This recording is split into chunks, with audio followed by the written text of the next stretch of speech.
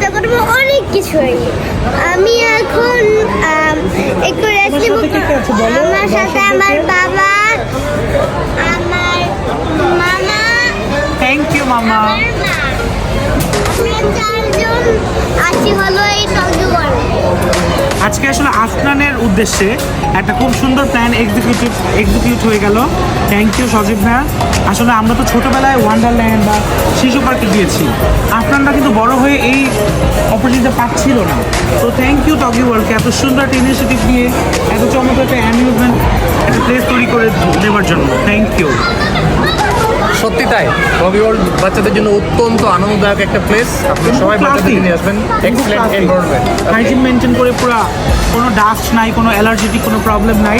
I think আপনাদের বাচ্চারাও খুব এনজয় করবে। যারা অনেকে জানেন না, আপনারা কিন্তু চলে আসতে পারেন সব পরিবারে। তো গাইস, আজকের মতন আমি